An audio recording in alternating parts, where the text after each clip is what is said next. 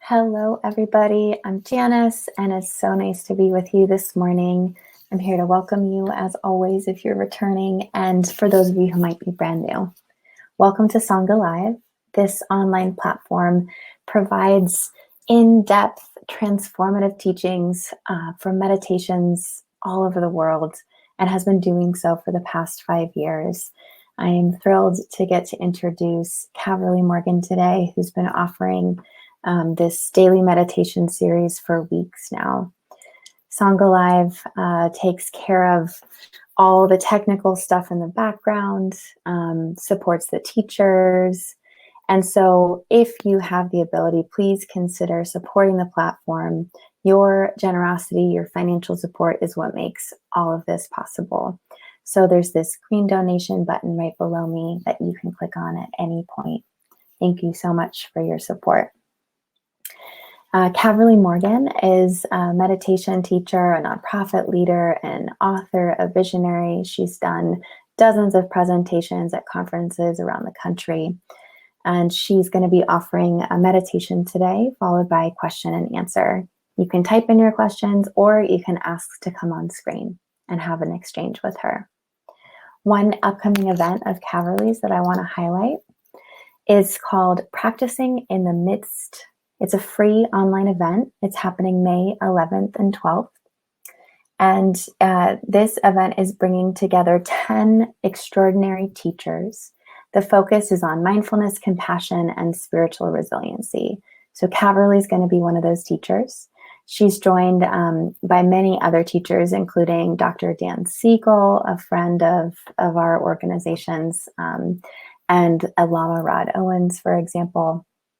So that's coming right up. I'll drop a link in the sidebar for that, for those interested in checking that out. Again, it's a free online event with 10 teachers, the theme, Practicing in the Midst. I'm going to go ahead and bring Caverly on and turn it over to you. Good morning, Caverly. Janice, thank you. Thank you as always. Appreciate it. And Janice mentioned our organization, and Joyce, who's been doing our titling yesterday, said to me, I think you should make sure to be underlining what Peace in Schools is. So just for those who are coming on and haven't been joining every day, Peace in Schools is the nonprofit that Janice and I both work for, and we're bringing mindfulness into public education. After my exchange yesterday with Ben, welcome Ben, if you're back. After that exchange, we actually had a lot of inquiry about our work with young people. So if that interests you, do check out peaceinschools.org. So hello, Kiki. I'm glad to see you here again. It's lovely to have folks join who were able to come to the Wednesday night class. And for many of you, I've had these exchanges, but I haven't had a chance to put a face with the name because our exchanges have been written. So anyway, welcome, Mimosa and Julian and Jan, all of you. Thank you for being here. And a shout out to Christine if you were able to get on this morning as well. Welcome. So yes, a particular warm welcome to those who are joining us for the first time.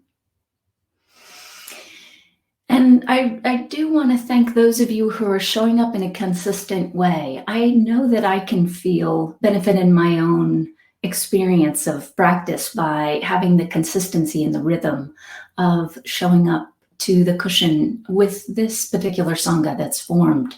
So thank you for being part of that.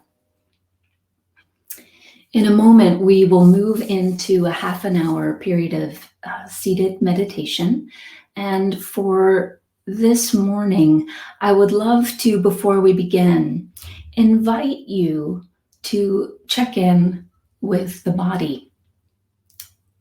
I woke up and had an insight about how many of these sessions I've focused on aspects of the personality or activity of the conditioned mind, all in relationship with awareness and the remembrance of who we are.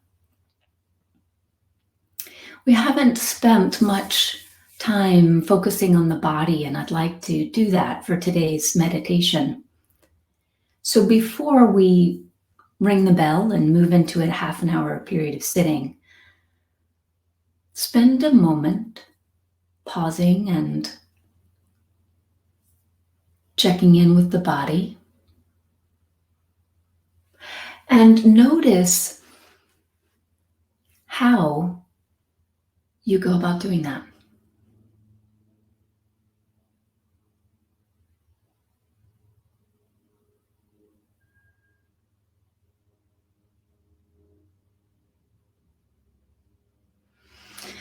Do you scan for pain?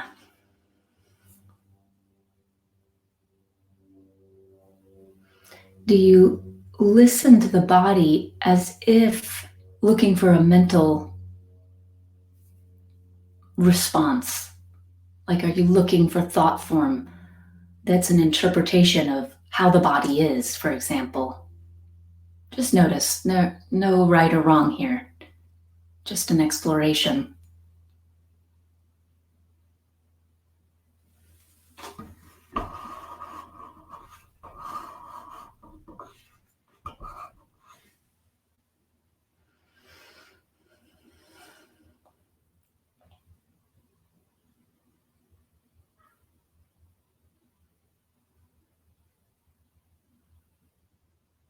There's a wonderful old Buddhist story about a Zen master who was on her deathbed. When I heard this story, it was him, but I like to play with that because who knows if this ever really happened anyway. Maybe it did, I'll have to look into it. But I like the parable. So there she is, she's on her deathbed, and her students come to her and say, you know, how are you? How is this process? You're dying. And her response is, in the mind, all is well. I'm completely at peace with this process. I've accepted this fully. There's nothing outside that experience of aware acceptance. And my body has some catching up to do. One of the things that I wanted to focus on today is that experience of the body having some catching up to do.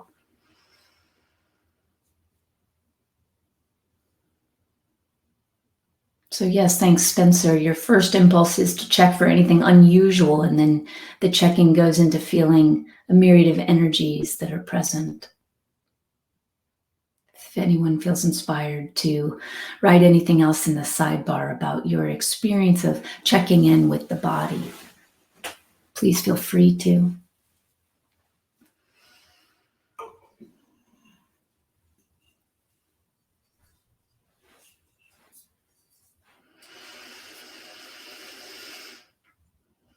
Coming into the position that's most comfortable for you for this period of sitting.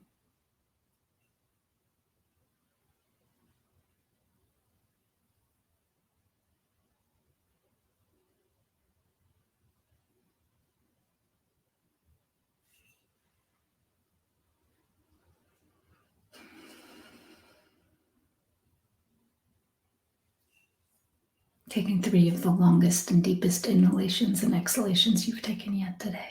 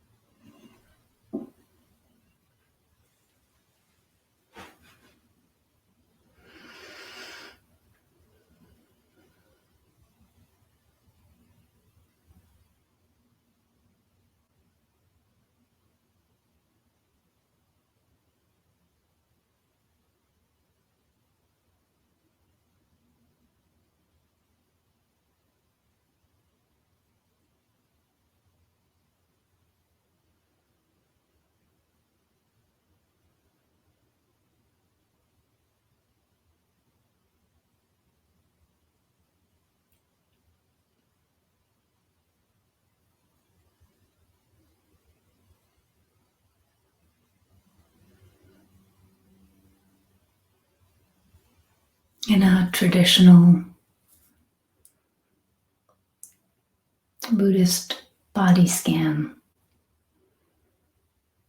we might move through individual parts of the body, allowing the attention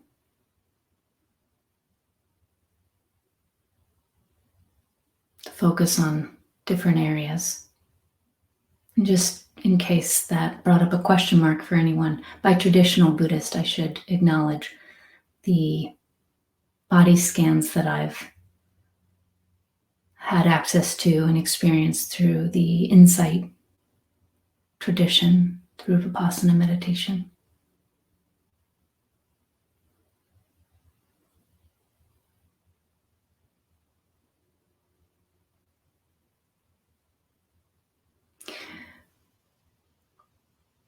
Rather than moving the attention through different parts of the body in this moment,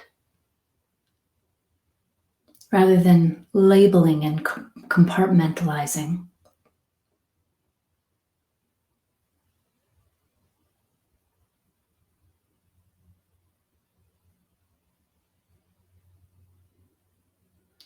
simply be aware of sensation.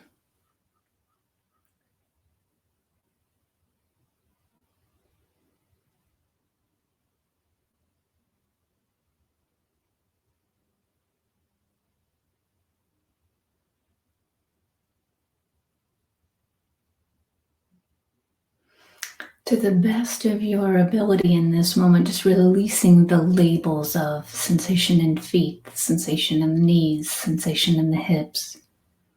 Not because that can be an incredibly helpful and useful practice to move through the body in a very calculated way.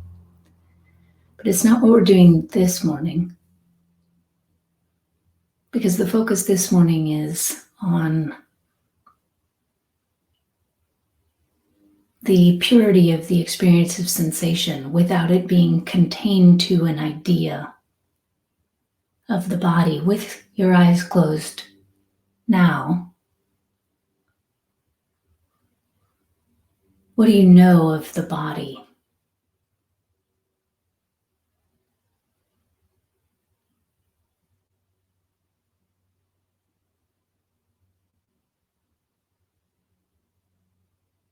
On some level, for example, with your eyes closed, isn't feet simply an idea?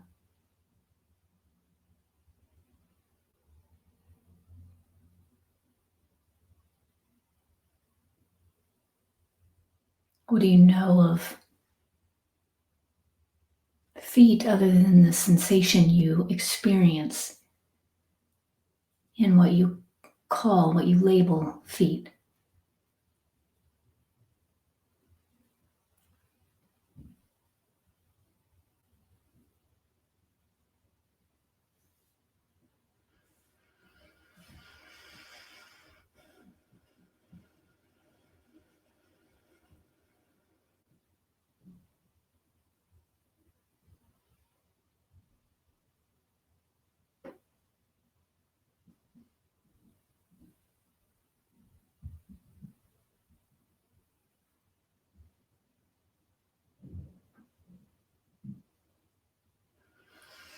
Rather than experiencing the body and sensation directly, many of us are most often in relationship with the body through thought form.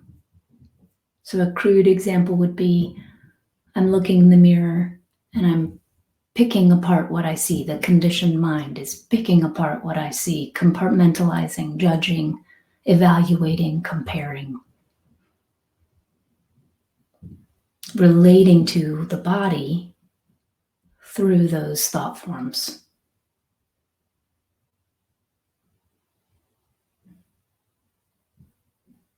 That's a crude example. A more subtle example of how this happens is I close my eyes in meditation and I'm scanning through, I'm focusing on different body parts. But I'm experiencing myself as that which is in relationship with these different body parts. I'm calling some sensation painful,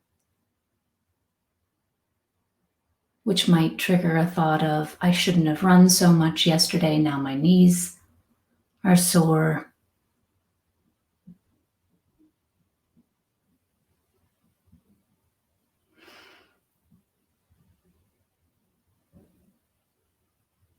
Or a heaviness in the chest, and then that triggers the thought, I'm sad and here's why.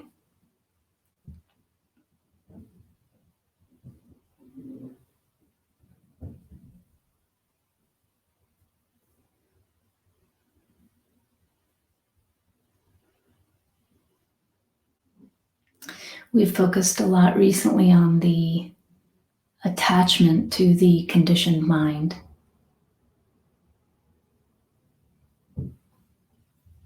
So free the conditioned thoughts and labels and beliefs about the body in this moment and go straight to simply being aware of sensation.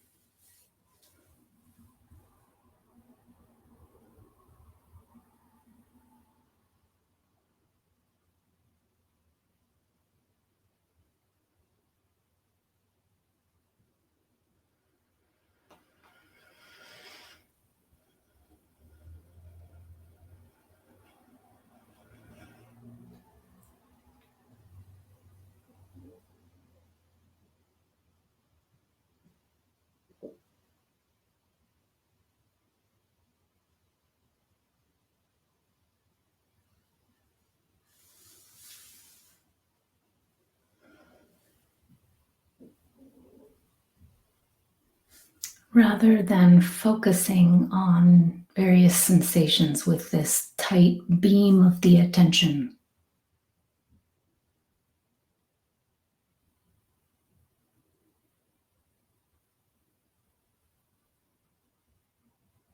simply be aware of the way in which sensation is floating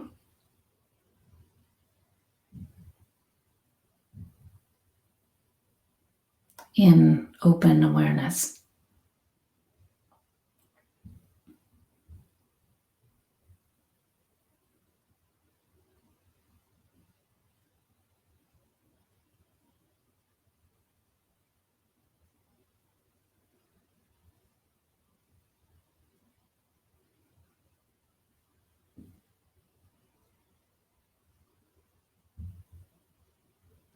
Rather than training the attention to scan through the body in a very specific way for this meditation. Again, there's usefulness in that, but for this meditation, free the attention.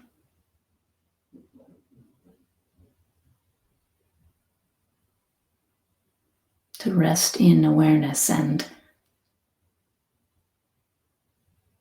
from awareness through awareness,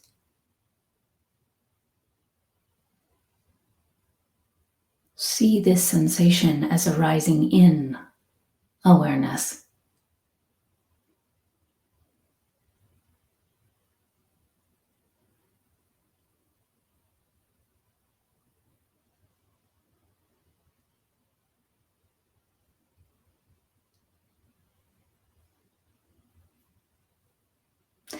Free yourself from the outdated idea of my body, my mind.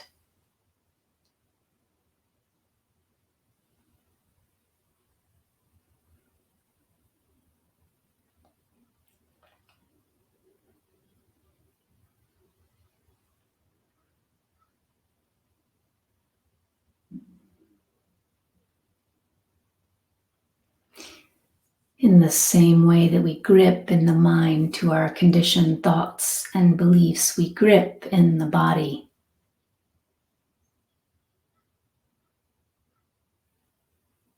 These constrictions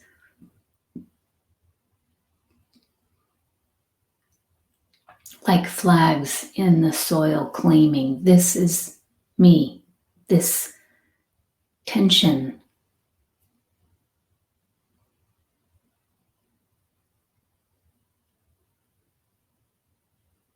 is the ego, the activity of a self that views itself to be separate from life, taking a stand.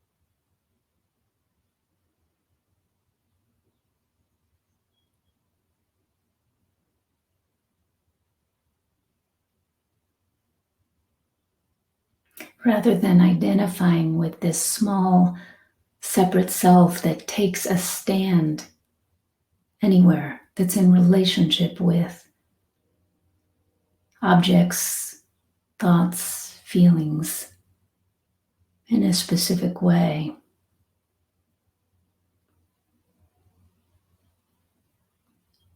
Rather than taking a stand as ego and enhancing the activity of the conditioned mind, which is all the ego is. Take a stand as presence.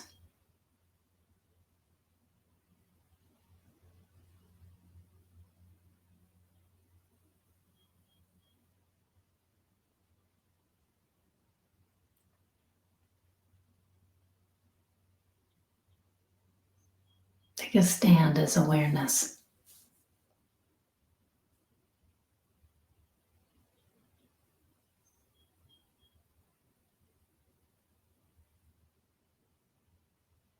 Free sensation to do what it naturally does, which is arise in this openness, arise in you. Move through this openness, move through you.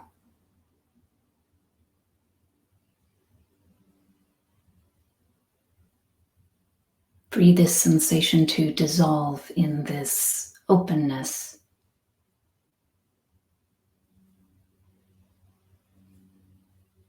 To dissolve in you.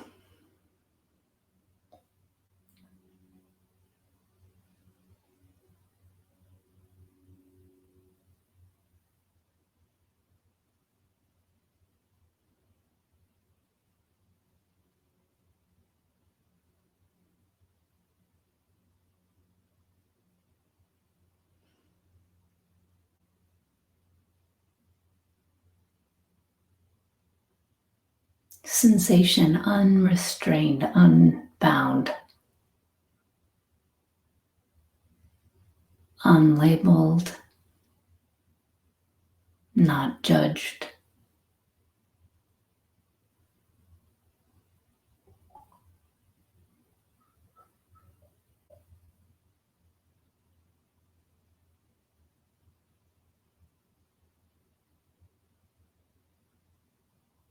Unconditioned sensation.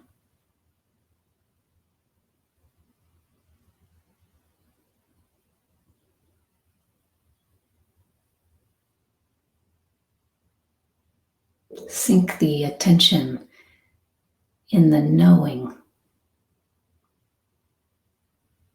of this sensation.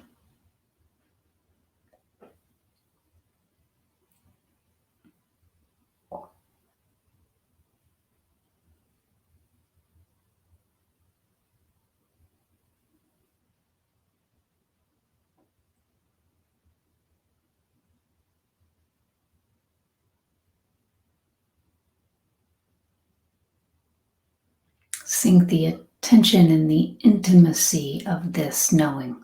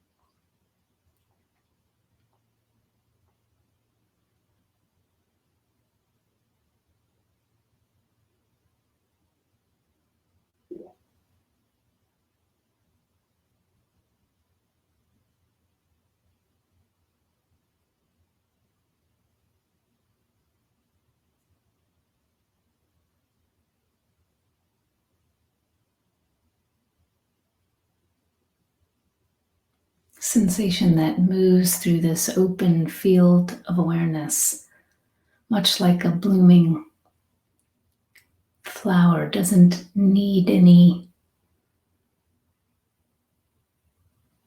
assistance to arise, to pass through, to dissolve in pure consciousness.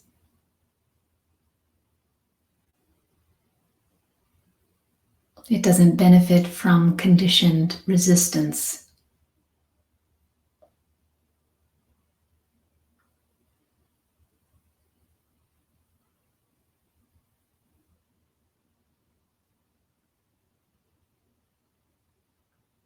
It isn't enhanced through your conditioned approval of it, the conditioned approval of it.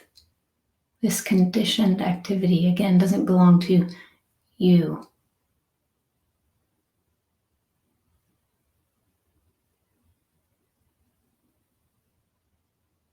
This conditioned activity arises in you, much like this sensation.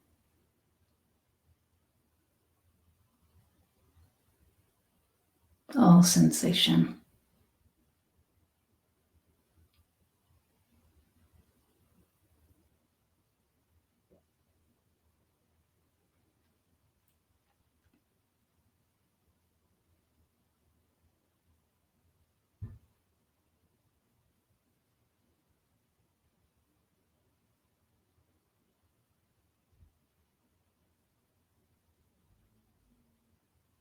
Surrender these places of tension and constriction, tight sensation, what we would label as tight sensation. Release the labels and surrender the sensations.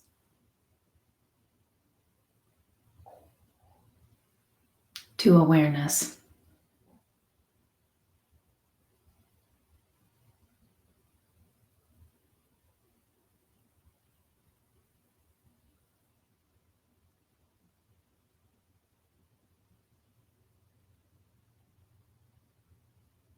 Rest in the knowing, the aware knowing of all things that arise pass and dissolve.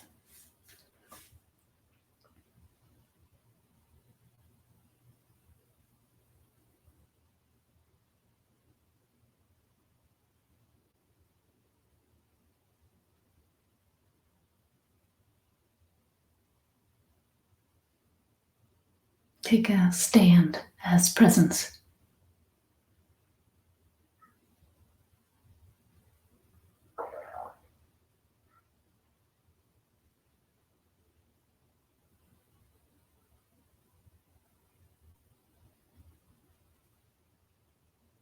And notice that it's not a hard, fixed stand at all.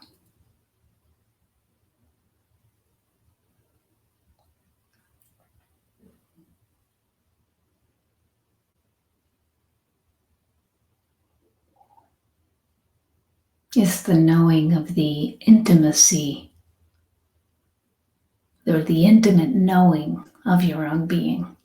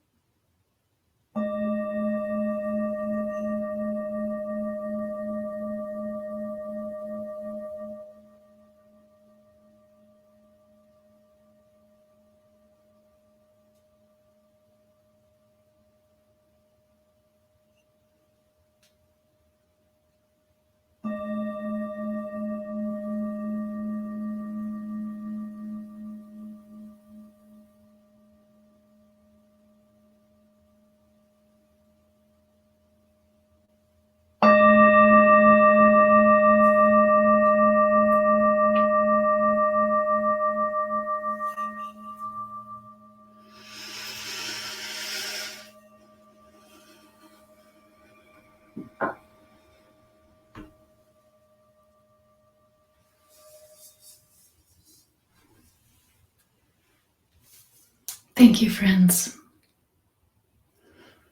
Now, in the name of rhythm and consistency of these sessions and practice, as many of you know now, is my moment to remind you to support this platform if you're able. Green button below. I would love to have your support in making these teachings available, accessible, all the teachings that happen through Sangha Live. Really incredible team. As you know, I feel so strongly about what an incredible team is making all this happen behind the scenes. So please support if you can.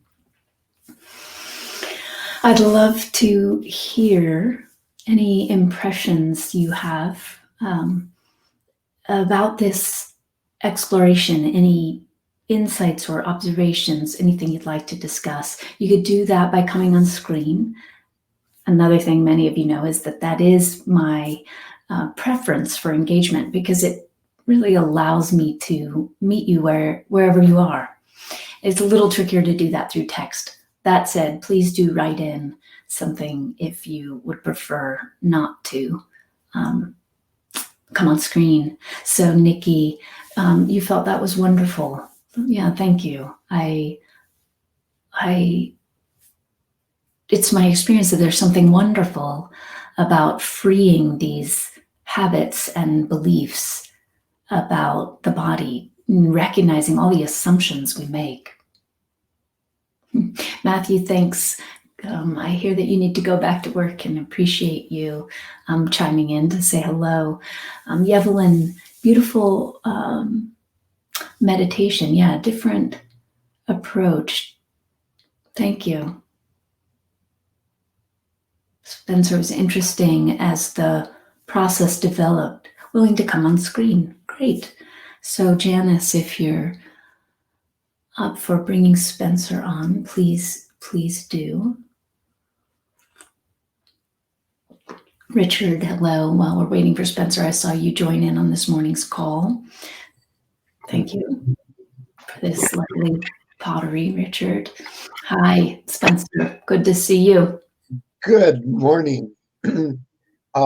I very much enjoyed the meditation, and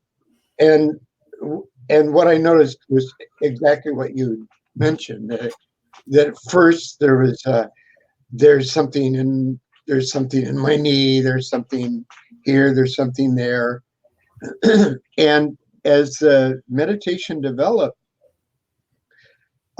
I started noticing that.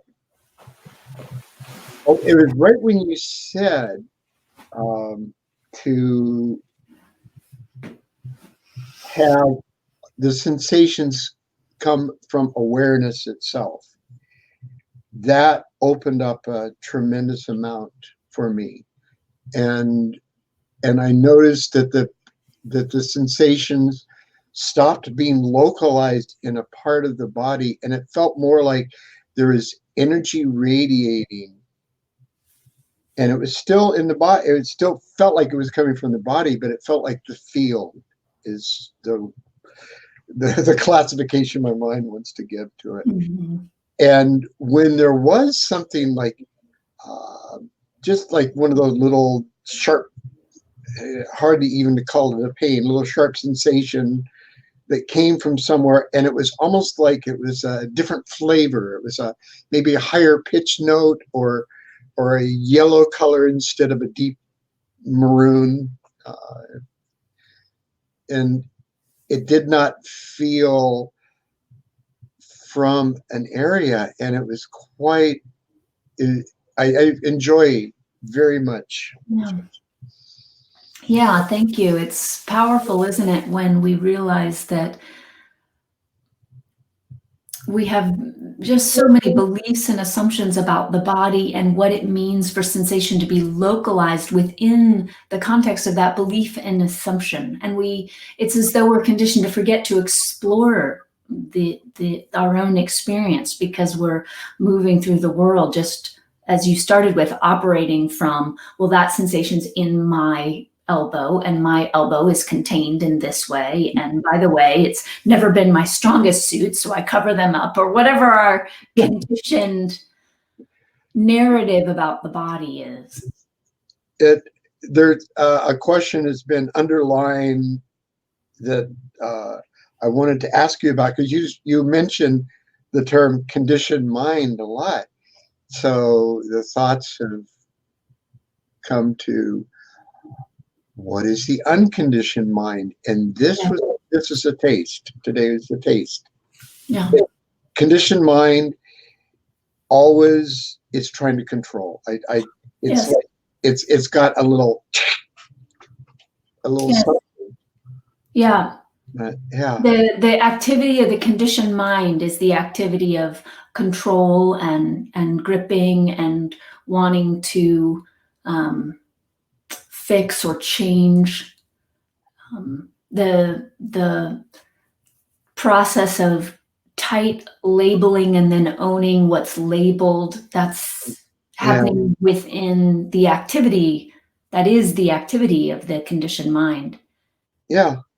Constantly seeking to prove its beliefs to be true. Yes. And of course, it always does. Yes. To itself. Yeah. Yeah. I remember I was in a guidance appointment with my first Zen teacher when I was at the monastery. And I remember having this moment of realizing the whole system is a self-referencing system. Yes. The whole conditioned system is self-referencing, maintaining itself through referencing itself. Yeah. And keeping that sense of I in place in a particular way. Spencer, thank you for coming on today. It's great to see you. It's wonderful to see you. Yes. I see, thank you for pointing it out, Sharon. Jan H would like to come on. So Janice, thank you, Jan. Sharon, thanks for pointing it out. Jan, I had missed your comment. Maybe Janice had caught it, but I'm wondering if you could bring Jan on. That would be lovely. And then Elaine, I would love it if you were able to come on. Just let us know if you can't, and I'll try to come back to your question that I do see in the sidebar. I appreciate you writing in. But let's see if we can get Jan on first. I'm reading the other question here while we're waiting.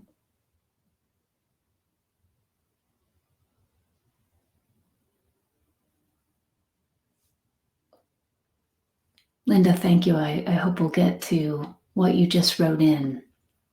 Let's see if Jan can join us. I hate to start that conversation if Jan's just about to come on. Richard, no inside, no outside.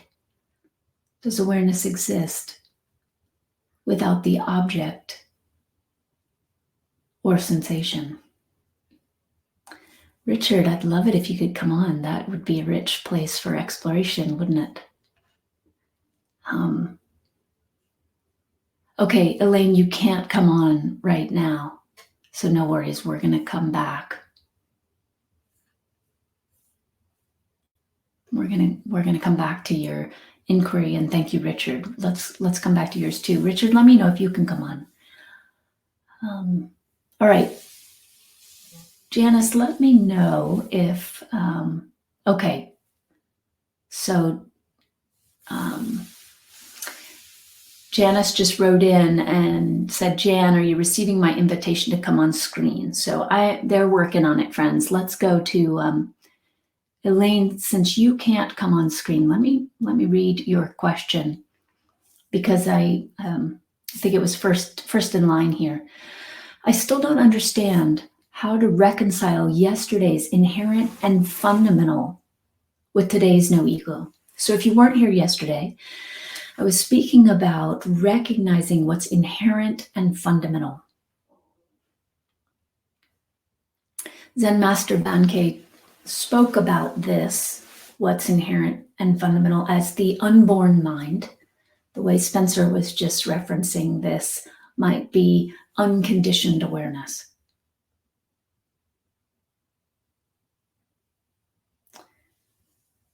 that which has been the same throughout your existence. The awareness that you had, Rupert Spire always points out, the awareness that you experienced when you were 5 years old, when you were 15 years old, when you were 25 years old, when you're 35 years old. Is it not the same awareness? What is it that's changing?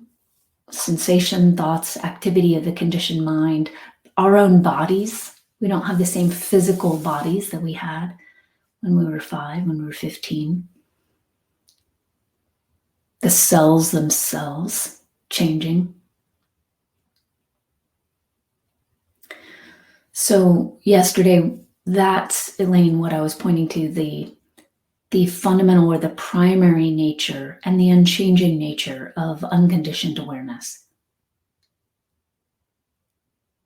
What shifts when you say today's no ego?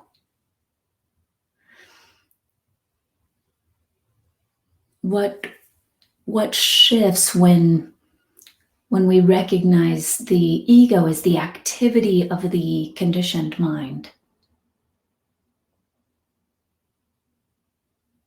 which is consistently arising, dissolving, passing, changing, that activity.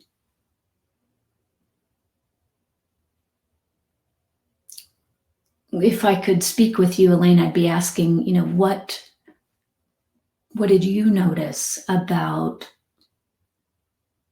the impermanent nature of thought forms moving through, sensations moving through, strong emotions moving through? So I hope that brought a little bit of clarity. It's difficult for me to get to what your underlying question might really be. So give a follow-up through text if you're open to it. Okay, Janice, let's see if we can bring Richard on. And if we can, great, we'll jump into a live interaction. And Richard, if for some reason you're unable to get on, we will go to Linda. I hope Crowdcast isn't having issues this morning, because we've been on a streak of having great experience with people being able to get on in terms of the technology. Okay, while we're waiting for Richard to sort out, thank you for writing in. Julian, I'm going to come back to you. Elaine, good, I'm glad that spoke to you. All right, I'm going to go back to, where's Linda's question? Okay, I had a particular experience later in the meditation when I became aware of sensation.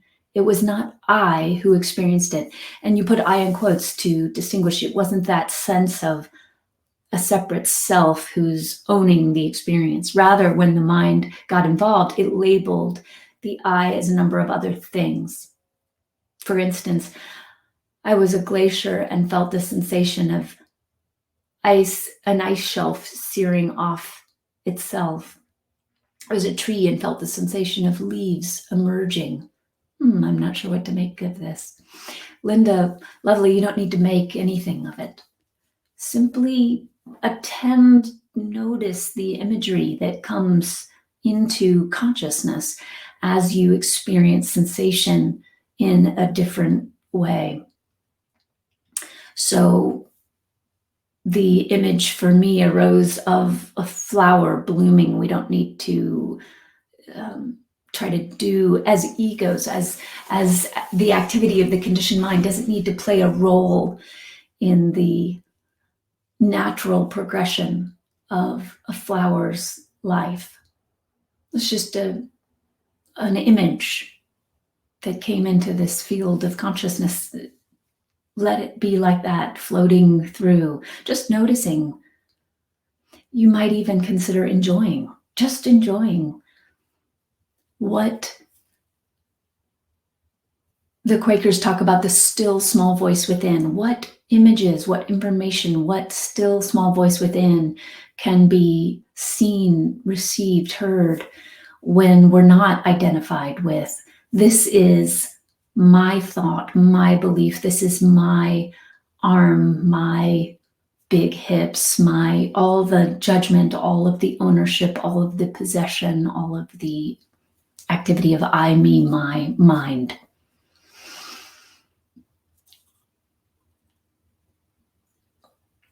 Linda, thank you for writing in.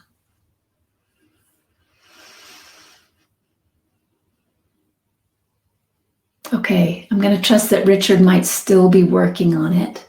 So I'm going to go down to, let's see, John and Nancy. I've thought a lot about the mind-body connection, but today I was seeing mind and body separately. Today released, I was seeing mind, maybe realized, but today I realized I was seeing mind and body separately. Today's edition suggested a meditation. This came in two parts, so sorry, this is clunky, John and Nancy. Meditation suggested both the combined nature and then moving to awareness, or both combined. I think I'm following you, just the recognition, like basically the idea that mind and body are one is very different than the direct experience of that. Yeah, I agree. Thank you so much for writing in. Julian. I would have loved to find among available sensations in the body, the ones that occurred when body was a fish swimming, or now that some birds are flying. And just before the bell rang, the conditioned mind was saying, I've already been flying in my dreams.